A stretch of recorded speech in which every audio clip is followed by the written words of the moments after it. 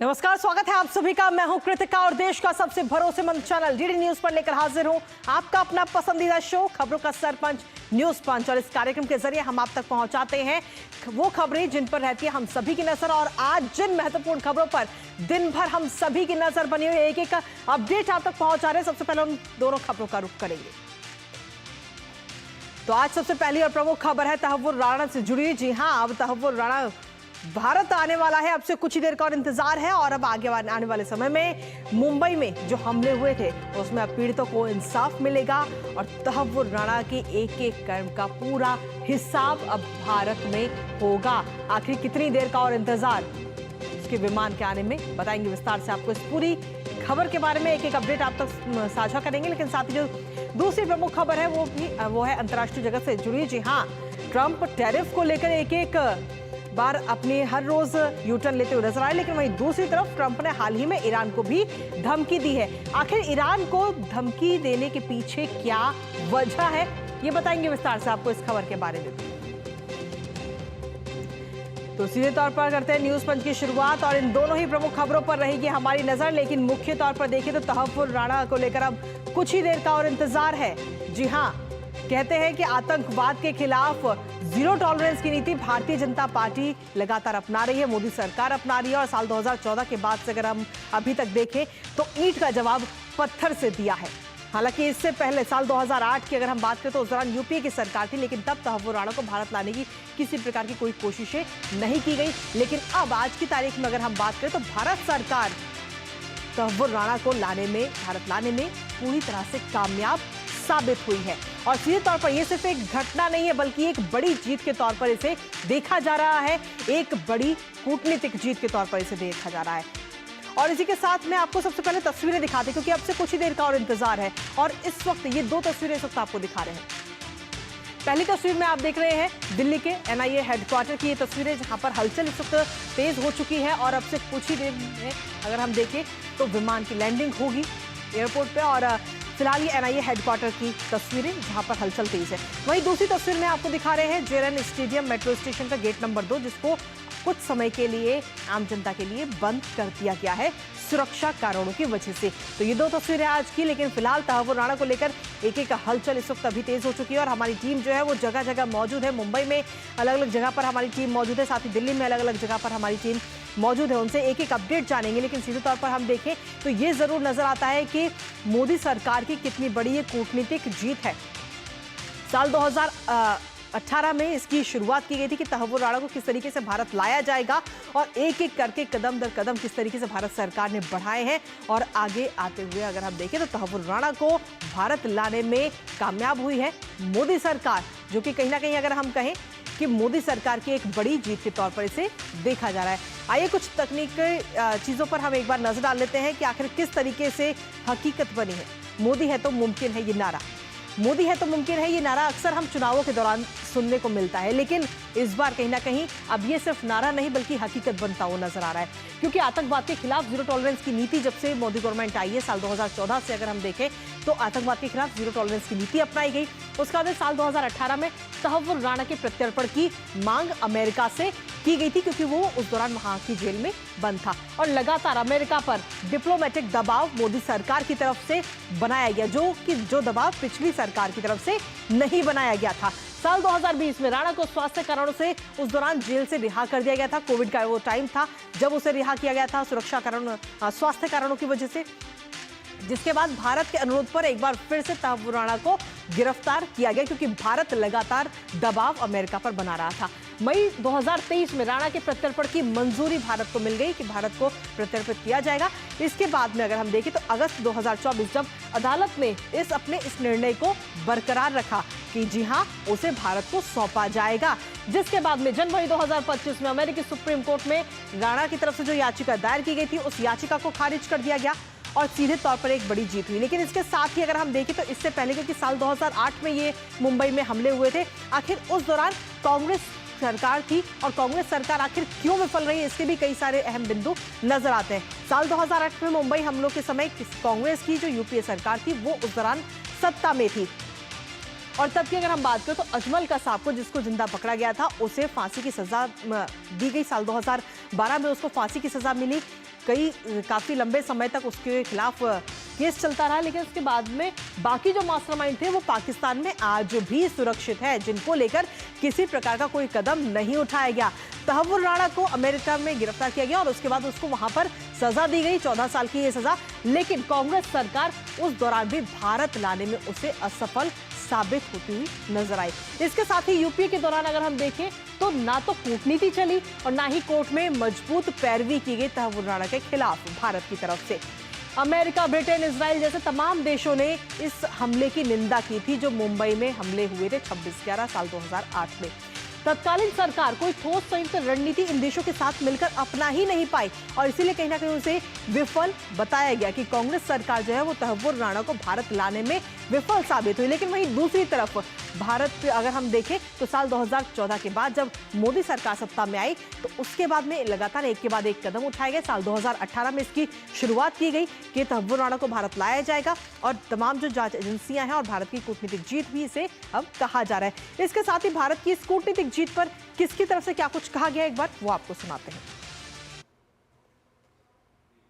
आज हर भारतवासी को गर्व है मोदी जी पर, विशेषकर हम सब मुंबईकर कृतज्ञ हैं मोदी जी के कि ऐसे लोग जिन्होंने हमारे देश के ऊपर हिंसक आक्रामक हमला किया था, उनको हम भारत के धरती पर भारत के कानून के अंतर्गत सजा दिलाएंगे। जब से प्रधानमंत्री माननीय नरेंद्र मोदी जी बने हैं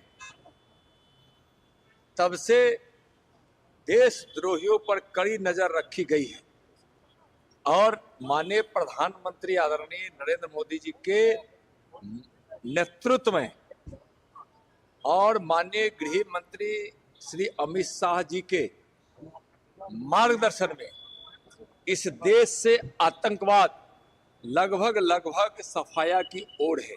This extradition is a milestone and monumental triumph for our Prime Minister Narendra Modi ji's firm policy of zero tolerance against terrorism and zero tolerance against India's enemies.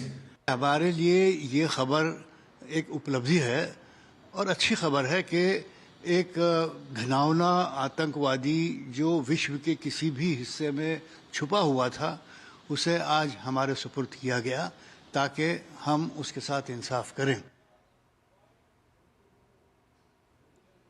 तो सीधे तौर पर एनआईए की तरफ से जो चार्जशीट दायर की गई है वो करीब 400 पन्नों से ज्यादा ये चार्जशीट है और इस चार्जशीट में मुख्य रूप से हम देखें तो 9 आरोपियों के नाम हैं। आखिर कौन कौन से ये 9 आरोपी हैं वो नाम आपको बताते हैं। सबसे पहले अगर हम देखें तो इसमें आरोपी नंबर 1 डेविड कोलमैन हेडली का नाम है, दूसरे नंबर पर तहव्वुर राणा का नाम, तीसरे नंबर पर हाफिज सईद का नाम है। चौथे आरोपी की अगर हम बात करें तो जकी उर रहमान लखवी का नाम, पांचवें नंबर पर साजिद मीर का नाम है और आरोपी नंबर 6 है अब्दुल रहमान हाशिम सईद। आरोपी नंबर 7 मेजर इकबाल, आरोपी नंबर 8 है मेजर समीर अली और आरोपी number 9 Ilyas Kashmiri.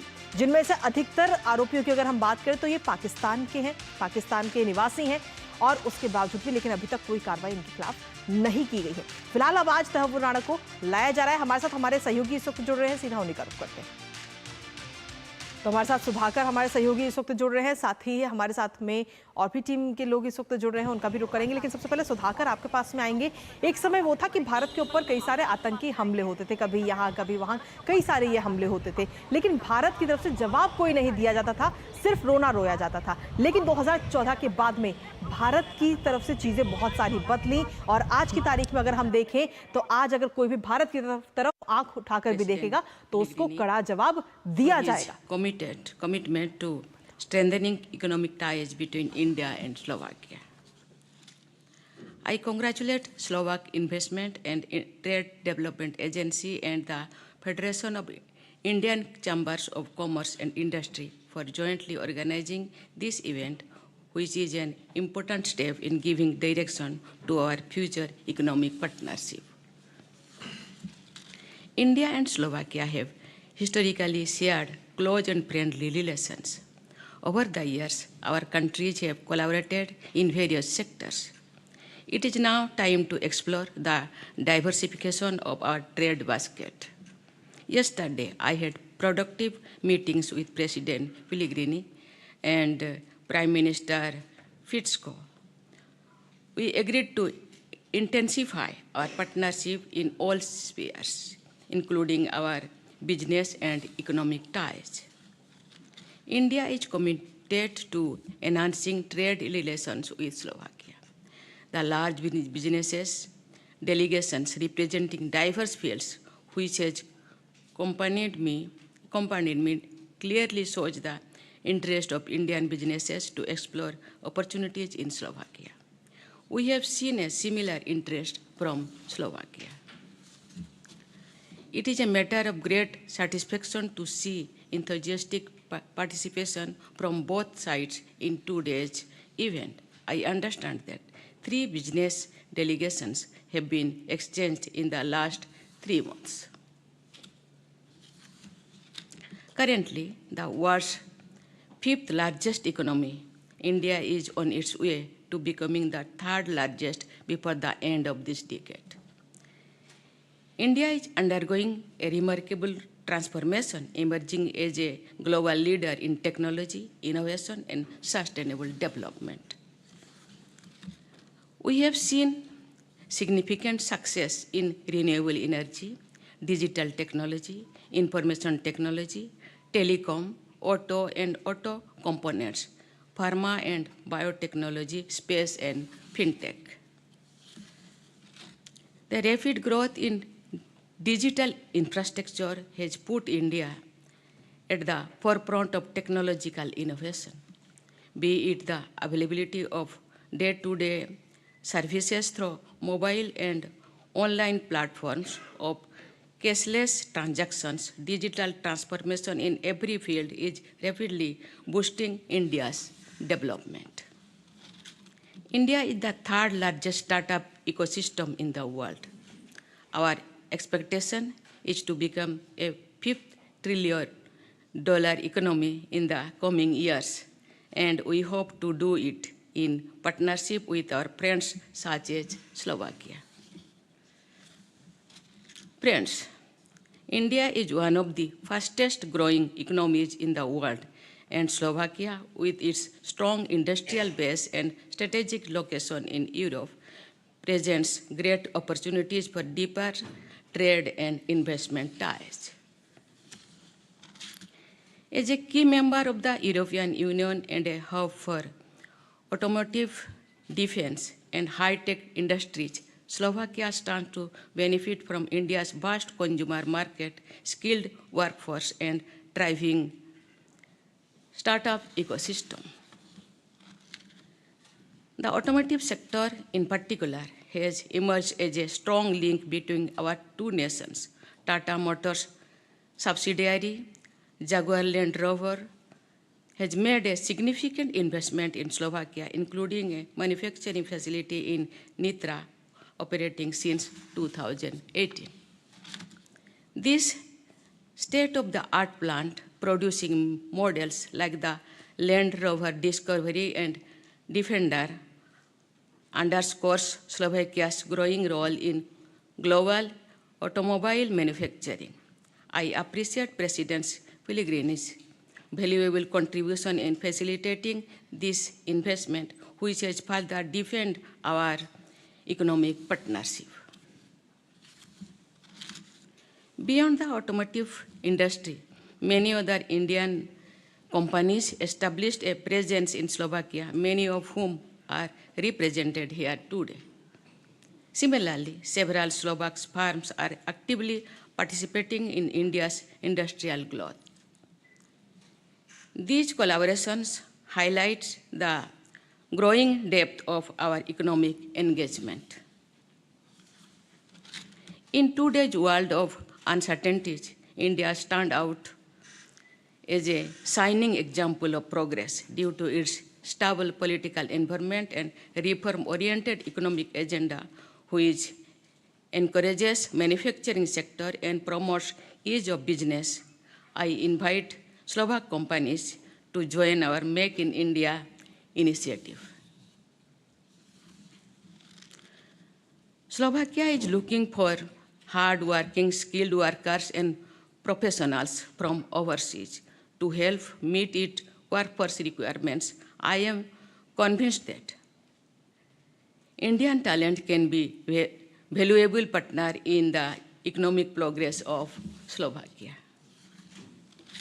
Bilateral trade between India and Slovakia has been growing steadily. In 2024, trade crossed 1.2 billion euros. I believe this figure remains far below our true potential. This business forum serves as an excellent platform to explore synergies and build mutually beneficial partnerships. Today, I urge our business leaders to seize the opportunities and convert these into concrete results. The time is right to accelerate this growth.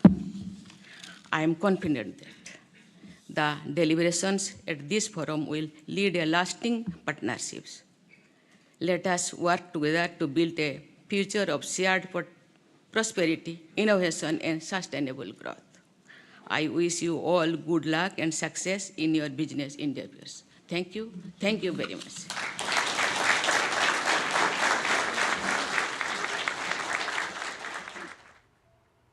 तो देश की राष्ट्रपति द्रौपदी मुर्मू इस वक्त Slovakia के दौरे पर है, जहां पर उन्होंने बिजनेस फोरम में हिस्सा लिया और इसको संबोधित करती हुई नजर आई। इस दौरान उन्होंने कहा कि भारत में निवेश के पास संभावनाएं हैं, साथ ही भारत स्लोवाक के साथ मिलकर के कई सारे व्यापार क्षेत्र में और आगे काम किया जा सकता है। और इसी के साथ चलिए वापस रुक करते हैं इस वक्त हमारे खास कार्यक्रम न्यूज पंच का। और न्यूज पंच में बात करते हुए हमारे साथ हमारे सहयोगियों की पूरी टीम इस वक्त मौजूद है। सुधाकर, सबसे पहले आपसे जानना चाहेंगे, भारत की एक बड़ी कूटनीतिक जीत, हालांकि पहले के मुताबिक अब भारत में कई सारे बदलाव आए, अब भारत ईंट का जवाब पत्थर से देता है।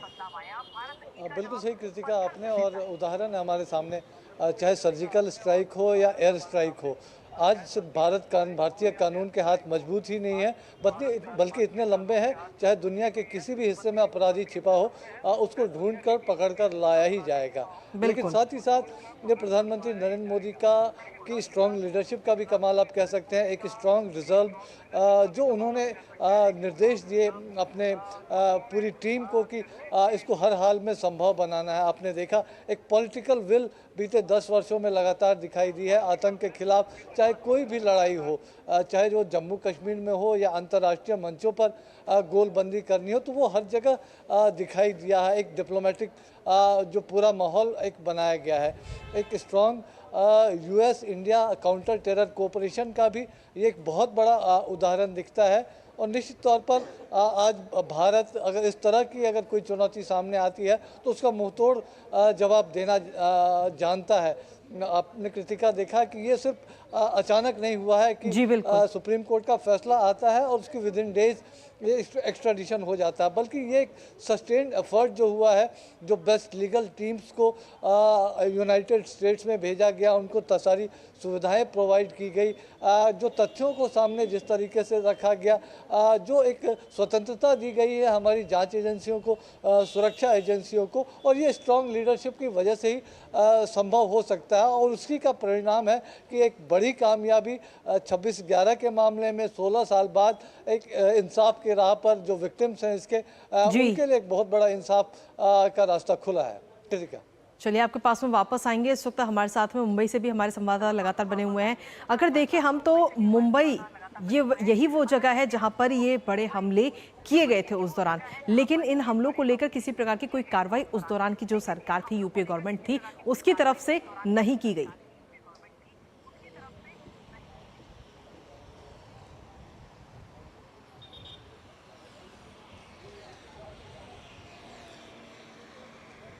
शिशिर, आवाज मिल पा रही है आपको?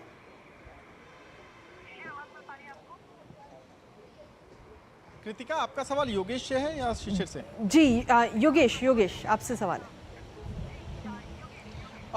कृतिका देखिए, ये वो जगह है बेसिकली जहाँ पे तुकाला जहाँ पर कसाब को जिंदा पकड़ा गया था। ये तुकाला मामले का स्मारक यहाँ पर बनाया गया है, जो कि उनकी याद में बनाया गया था। पहले ये आर्मी में थे, उसके बाद फिर मुंबई में असिस्टेंट सब इंस्पेक्टर ज्वाइन हुए थे। ये मैं रेफरेंस आपको इसलिए दे रहा हूँ क्योंकि मुंबई में सुबह से जो चाहे वो CST हो, चाहे वो नरीमन पॉइंट हो, ट्राइडेंट कैरे, चाहे वो कामा अस्पताल हो, जहां जहां आतंकवादियों के हमले हुए थे, फिदायीन हमले हुए थे, जो कि आत्मघाती हमला था बेसिकली, वहां पे अभी भी आपको बहुत तरह के निशान मिल जाएंगे। जैसे CST के बाहर आपको गोलियों के निशान मिल जाएंगे। अगर आप लियोनार्डो कैफे जाएंगे, वहां पे आपको गोलियों से छलनी दीवारें दिख जाएगी। कई जगह होटल ताज में स्मारक प्रॉपर जो है स्मृति स्थल बनाया गया है, जहां पे बेंजामिन नेतन्याहू भी आए हुए हैं, कई सारे डिग्निटरीज, फॉरेन डिग्निटरीज आए, UN के सेक्रेटरी जनरल भी आए थे। तो ओवरऑल अगर आप पूरे ट्रायल की बात करें, लीगल एस्पेक्ट में अगर मैं बात करूं, तो इसलिए ये तहव्वुर राणा का आना इसलिए इंपॉर्टेंट है क्योंकि ये तीसरा ऐसा इस केस से जुड़ा हुआ जो आतंकवादी है वो इन्वेस्टिगेशन के लिए हाजिर होगा। अगर आप पहले अगर अजमल कसाब को देख लीजिए, अजमल कसाब था, उसके बाद फिर डेविड हेडली जो कि इस मामले में सरकारी गवाह बना, अप्रूवर बना, उसके बाद तीसरा ये होगा। तो तह जिस तरीके से है, कई सारे खुलासे हमने देखा था, हेडली ने जो है वो किया था जब पूछताछ जब की गई थी, जब कोर्ट में जब उसको बेसिकली डिपोज किया गया था वर्चुअली, कि किस तरीके से रेकी की गई, कहाँ कहाँ और भी किस तरीके से 2 पहले योजनाएं जो थी वो असफल हुई, ये तीसरा था जो कि सफल हो पाया था आतंकवादियों के पॉइंट ऑफ व्यू से। तो ओवरऑल अगर आप देखें तो कई और खुलासे जो है वो इस मामले में होंगे। इसका मुझे लगता है महाराष्ट्र की एजेंसी, खास करके वो लोग जिन्होंने अपनों को खोया है मुंबई शहर में, वो मुझे लगता है काफी इस बात का इंतजार करे थे और उनको एक तरीके से जस्टिस जो है वो सर्व हो सकेगा इंटरोगेशन के बाद। बिल्कुल इंसाफ तो मिलेगा ही। आपके पास वापस आएंगे। इस वक्त हमारे साथ में विशाल बेरिस्टो भी हमारे साथ सहयोगी लगातार बने हुए हैं। विशाल, अगर हम देखें तो पाकिस्तान के लिहाज से अगर हम देखें तो जब अजमल कसाब की तरफ से बयान आया था कि वो पाकिस्तान से है, उस दौरान पाकिस्तान ने अजमल कसाब को अपना नागरिक मानने से ही इनकार कर दिया था। लेकिन अब तहव्वुर राणा से जब पूछताछ होगी तो कई सारी चीज़ें और निकल कर सामने आएंगी। क्या अभी तक पाकिस्तान की तरफ से किसी प्रकार की प्रतिक्रिया अभी तक देखने को मिली है? कृतिका, पाकिस्तान कभी भी इस मामले में कोई प्रतिक्रिया नहीं देगा क्योंकि पाकिस्तान जानता है कि वो बेनकाब बार बार होता है और तहव्वुर राणा का इंतजार, जो 17 साल का इंतजार था, अब वो महज कुछ घंटों में तब्दील होने जा रहा है। जो मेरी जानकारी है, 6 बजे बाद तहव्वुर राणा का स्पेशल प्लेन, जिसमें NIA के ऑफिशियल्स है, SWAT टीम है, दिल्ली पुलिस की जो एंटी टेरर ऑपरेशंस में काम करती है, उसको लेकर यहाँ पर लैंड होने वाली है। यहाँ पर दिल्ली पुलिस की टीम पहुँच चुकी है एम्बुलेंस के साथ। सबसे पहले तहव्वुर राणा का मौका मुआयना किया जाएगा, उसका मेडिकल चेकअप किया जाएगा और उसके बाद NIA उसको कस्टडी में लेगी NIA और उसके बाद उसको स्पेशल कोर्ट में पेश किया जाएगा। यहाँ पर सुरक्षा के पुख्ता इंतजाम किए गए हैं और चारों तरफ दिल्ली पुलिस के जवान और अफसरान फैले हुए। दिल्ली पुलिस की गाड़ियाँ सुबह से यहाँ गश्त कर रही हैं और फिलहाल 6 गाड़ियाँ अंदर जा चुकी है, जिसके अंदर एक फोन नेटवर्क का जैमर भी शामिल है। तो कोई भी कसर नहीं छोड़ी जा रही है और तहव्वुर राणा का आने का मतलब ये है कि भारत की एक बहुत बड़ी कूटनीतिक जीत और इसका सीधा सीधा श्रेय जाता है हमारे प्रधानमंत्री को और ये पूरी दुनिया को बताता है कि भारत और अमेरिका के रिश्ते कितने मजबूत हो चुके हैं। बिल्कुल, आपके पास वापस आएंगे। सुधाकर के पास सीधा चलते हैं। सुधाकर, अगर हम देखें तो भारत की कूटनीतिक जीत तो है ही, लेकिन खुद प्रधानमंत्री नरेंद्र मोदी 2014 के बाद से अगर हम देखें तो अंतर्राष्ट्रीय स्तर पर जब भी उनका संबोधन हुआ है, उन्होंने आतंकवाद के खिलाफ अपनी जो रणनीति है उसका जिक्र उन्होंने किया कि आतंकवाद के खिलाफ हम सभी को मिलकर लड़ना चाहिए और उसी का कहीं ना कहीं ये असर अब आज हमें देखने को भी मिल रहा है ज़मीनी स्तर पर। लेकिन पहले की जो गवर्नमेंट थी, UPA गवर्नमेंट, उस दौरान उतनी ना मेहनत की गई, ना ही उतनी कूटनीतिक चीजें अपनाई गई, ना ही उतने सबूतों को इकट्ठा करके अच्छे तरीके से पैरवी की गई। बिल्कुल, और मुझे आज भी वो समय याद है कृतिका। मंगलवार, शनिवार एक तरह से डर का साया रहता था किस शहर में सीरियल ब्लास्ट हो जाएगा। बिल्कुल। मुंबई को देख लीजिए, अहमदाबाद, इसके अलावा जयपुर, वाराणसी, इस तरह की तमाम शहरों में, दिल्ली सीरियल ब्लास्ट की बात कर लीजिए। और एक तरह से जो पूरा जो हमारा कोऑर्डिनेशन इंटेलिजेंस सिक्योरिटी एजेंसीज के बीच होना चाहिए वो बिल्कुल फेल नज़र आता था। और उस दौरान से लगातार PM मोदी जब वो गुजरात के मुख्यमंत्री थे उस बात को उठाते रहे थे और ख़ास तौर से केंद्र के स्तर पर एक स्ट्रॉन्ग रिजॉल्व जो दिखना चाहिए था आतंक के खिलाफ, वो नहीं दिख रहा। लेकिन साल 2014 में जब उन्होंने सत्ता संभाली, आप देखिए उसके बाद से भारत के मेनलैंड में इस तरह का कोई जो आतंकी मामला, जो सीरियल ब्लास्ट जिस तरह की होती थी, वो कभी नहीं दिखाई दिया। जम्मू कश्मीर में थोड़ी बहुत समस्याएं जरूर थी, लेकिन उसको भी जिस तरह से निपटा गया, तमाम तरह के ऑपरेशन ऑल आउट हो या जो तमाम तरह के प्रयास, आज हम जानते हैं कि आर्टिकल 370 हटने के बाद जम्मू कश्मीर का किस तरह से रियल मायने में इंटीग्रेशन हुआ है। तो आतंक को एक तरह से जिस तरह से मुंहतोड़ जवाब भारत ने दिया है, लेकिन सीमा पार से जब कोशिश हुई तो फिर से वो स्ट्रॉन्ग लीडरशिप दिखाई दी जो बीते वर्षों में कभी और कई दशकों में वो नहीं दिखाई दी थी। जब भारत ने अपने आप को असर्ट करते हुए सर्जिकल स्ट्राइक किया, एयर स्ट्राइक किया और ये कहा कि आतंक की अगर सीमा अगर कोई होगी तो भारत वहाँ जाके उनके मान में घुस कर हमला करेगा, तो वो एक लीडरशिप दिखाई दी। तो साथ ही साथ अंतर्राष्ट्रीय स्तर पर आपने बिल्कुल सही कहा कि उन्होंने एक तरह से पूरी दुनिया को गोलबंद करने की कोशिश की। भारत में कई कानूनी बदलाव किए गए। आतंक को इस हम जानते हैं कि जो नए 3 आपराधिक कानून आए हैं उसमें आतंक को परिभाषित किया गया है, कौन कौन से आतंकी क्राइम हो सकते हैं उसको परिभाषित किया गया। तो ये सब पहले नहीं था। NIA एक्ट हो, UAPA एक्ट हो, उसको मजबूत किया गया। हमारी जांच एजेंसियां अब विदेशों में जाकर भी जांच कर सकती है। सिर्फ टेररिस्ट ऑर्गेनाइजेशंस को ही नहीं, इंडिविजुअल्स को भी आज डेजिग्नेट किया जा सकता है। तो ये तमाम बदलाव बीते 10 वर्षों में हुए हैं और यही बात कि ये आज अचानक से नहीं हुआ है। आज ये भरोसा दुनिया को हुआ है कि आतंक की जब बात होगी, अगर भारत के खिलाफ अगर कोई हमला होगा तो भारत ज़रूर कहीं से भी उस अपराधी को ढूंढ कर निकालेगा। तो दुनिया में अगर कोई भी आतंक से पीड़ित है तो भारत उसकी मदद के लिए हमेशा खड़ा होगा। तो ये एक प्रधानमंत्री मोदी के लीडरशिप में आज भारत में दिखाई दे रहा है। कृतिका, बिल्कुल कहीं ना कहीं ये नजर भी आ रहा है और इसका सीधा असर हमें देखने को मिल रहा है। तहव्वुर राणा की वापसी इसका जीता जागता उदाहरण है। इसी के साथ में हमारे सहयोगी योगेश भी लगातार बने हुए हैं। योगेश, अगर हम देखें तो मुंबई में तो ये हमले हुए ही थे, लेकिन इनका डर जो है वो पूरे देश में देखने को मिला था। 2008 के बाद हमने खुद वो चीज महसूस की है कि जब हम किसी भीड़भाड़ वाली जगह पर निकलते थे तो डर लगता था कि कहीं आतंकी हमला ना हो जाए। तब के समय में और आज के समय में जमीनी स्तर पर कई सारे बदलाव हो चुके हैं, खासतौर पर सुरक्षा की दृष्टि से। देखिए कृतिका, बहुत ही जो है गंभीर विषय आपने कहा है कि जो वो अटैक हुआ था वो सिर्फ मुंबई पे नहीं और भी उसका इम्पैक्ट था। अगर मैं आपको ट्रायल में बात करूं, जब असफल कसाब का ट्रायल चल रहा था तो जो उज्जवल निकम थे, जो प्रोसिक्यूटर थे, स्पेशल पब्लिक प्रोसिक्यूटर, उन्होंने इसी बात को कोर्ट में भी कहा था कि ये हमला का उद्देश्य सिर्फ जो है वो इनोसेंट लोगों को मारना नहीं था, बल्कि विश्व में एक छवि बनानी थी कि भारत जो है निवेश के लिए सही जगह नहीं है। ये काफी कॉम्प्रिहेंसिव और काफी जो कहते हैं कि वेल हेस्ड कॉन्स्पिरेसी था, जो कि ये दिखाने की कोशिश में था कि भारत से निवेशक नहीं आए, भारत की अर्थव्यवस्था की रीढ़ टूटे और जो निवेशक यहाँ पे आ रहे हैं उनके मन में खौफ का माहौल बने। हम आप तो चलिए फिर भी भारत के नागरिक हैं, उनका सोचिए जो लोग बाहर के थे, कई सारे विदेशी इस हमले में मारे गए थे। तो जो आपने कहा बिल्कुल काफी सेंसिटिव पॉइंट आपने बोला है और काफी रिलेवेंट भी है, क्योंकि ये चीजें ट्रायल में भी हुई है। ट्रायल में भी इस बात पे आर्गुमेंट किया गया था कि जो ये अटैक था, ये बेसिकली कोशिश ये की गई थी कि भारत की जो छवि शांतिप्रिय देश की है, सुरक्षित देश की है, उस छवि को तोड़ा जाए। तो ये एक जो है काफी इंपॉर्टेंट इशू था। दूसरा, इसके बाद क्या क्या हुआ, देखिए अगर महाराष्ट्र के पॉइंट ऑफ व्यू से बात करें तो एम्फीबियम बोट आया यहाँ पे, F1 करके जो है फोर्सेज यहाँ पे आए, कई सारी जो सोफिस्टिकेटेड वेपन्स हैं वो महाराष्ट्र में आए। केंद्र में NIA का गठन हुआ। NIA का गठन इसके बाद ही हुआ है और अभी जो NIA के DG हैं, जैसा कि हम लोग बात भी कर रहे थे, वो तभी है जब वो कामा हॉस्पिटल में सतानंद जाते वहां पे उस वक्त गए थे बचाने के लिए। बाद में उनको प्रेसिडेंशियल मेडल भी मिला था उसके लिए, गैलेंट्री अवार्ड का।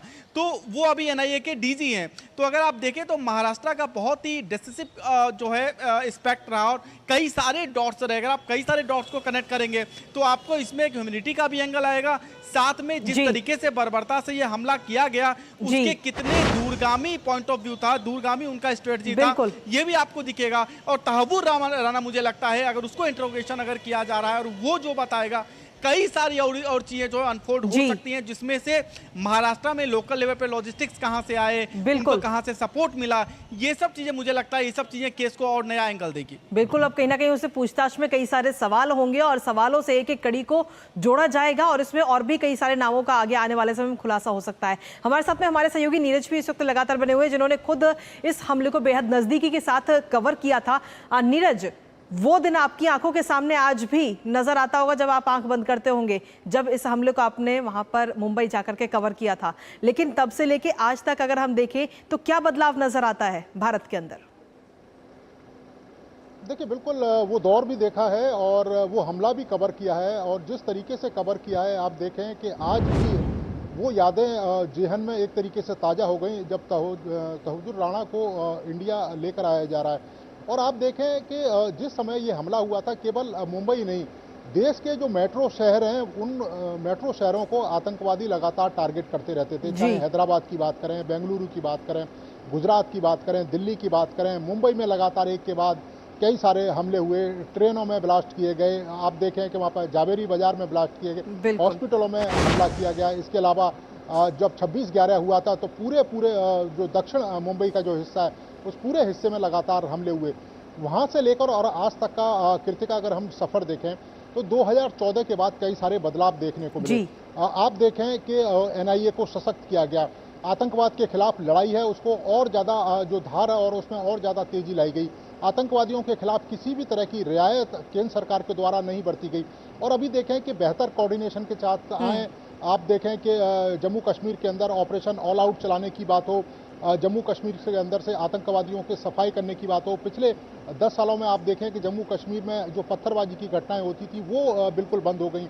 इसके अलावा जो आतंकवादियों की जो घुसपैठ होती थी वो लगातार उस पर लगाम लगी है और बहुत आतंकवादियों की घुसपैठ को रोकने में हम कामयाब रहे। दूसरी आप देखें कि एनआईए ने लगातार इन्वेस्टिगेशन किया। एनआईए ने जम्मू कश्मीर के जो अलगाववादी हैं, खासतौर से आतंकवादी हैं जिनको हवाला के थ्रू पैसा मिलता था, खासतौर से खाड़ी देशों के थ्रू, उस पैसे पर लगाम लगाई। तो कहीं ना कहीं केंद्र सरकार की जो तमाम योजनाएं रही हैं, नीतियां रही हैं, आतंकवाद के खिलाफ काफ़ी कारगर रही हैं। और यही कारण है कि केंद्र सरकार का ये कहना, मोदी सरकार का ये कहना कि आतंकवाद गुड और बैड नहीं होता, आतंकवाद होता है और उसके खिलाफ सख्त से सख्त कार्रवाई करने की जरूरत है। और आप देखें कि 3 बजे के बाद तहव्वुर राणा को कभी भी इंडिया कह सकते हैं कि लाया जाएगा। और जैसे ही इंडिया तहव्वुर राणा पहुंचेगा उसको सबसे पहले एनआईए की टीम जो एयरपोर्ट है वहां पर मौजूद है, एनआईए की टीम उसको गिरफ्तार करेगी। गिरफ्तार करने के बाद एनआईए हेडक्वार्टर या सेफ हाउस उसको लाया जाएगा और उसके बाद उसका मेडिकल कराने के बाद इन्वेस्टिगेशन या ये कहें कि उससे पूछताछ है उसका सिलसिला शुरू होगा। कोर्ट में पेश होने के बाद उसको रिमांड पर लिया जाएगा।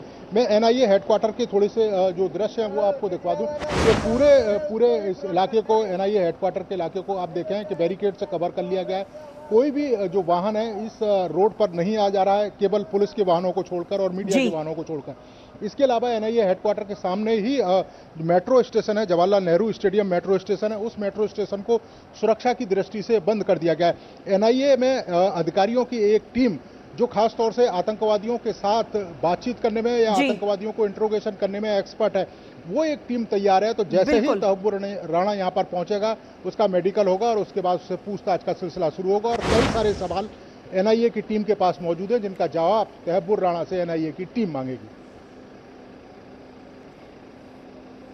जी बिल्कुल नीरज, बहुत बहुत शुक्रिया। और साथ ही आप इस खबर पर अपनी अपडेट्स हम तक लगातार पहुंचाते रहिएगा।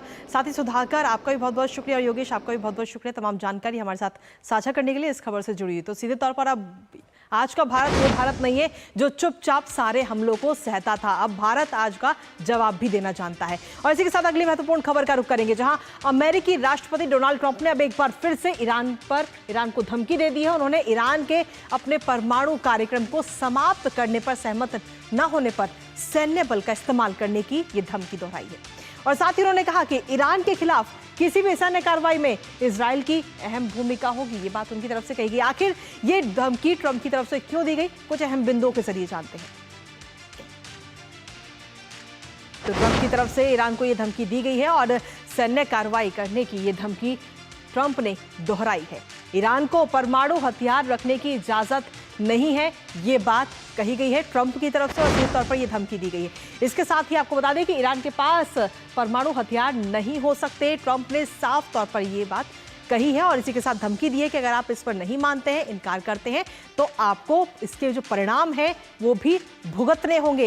इसके साथ ही सैन्य विकल्प नहीं होने की ट्रंप को इसकी गारंटी देनी होगी सैन्य विकल्प को लेकर के। और साथ ही उन्होंने कहा कि अगर वो नहीं मानता है ईरान, तो इसको लेकर के एक आगे भी कार्रवाई की जाएगी। ईरान कभी भी जबरदस्ती स्वीकार नहीं करेगा, ये ईरान की तरफ से भी कही गई है कि ईरान जो है वो कभी जबरदस्ती नहीं स्वीकार की जाएगी। परमाणु समझौते में इजराइल की अहम भूमिका होगी, ये बात कही गई है। तो कई सारी चीजों को लेकर के ये इस वक्त धमकी है, लेकिन सीधे तौर पर हम देखें तो कुछ दिन पहले भी ट्रंप ने ईरान के सर्वोच्च धार्मिक नेता को अपना ये पत्र लिखा था और सीधे तौर पर इस पत्र में बातचीत करने का प्रस्ताव ट्रंप की तरफ से दिया गया था और वाशिंगटन के साथ अप्रत्यक्ष बातचीत का रास्ता भी कहीं ना कहीं इसके दौरान ही खुला है और अब आगे आने वाले समय में ये वार्ता भी होगी।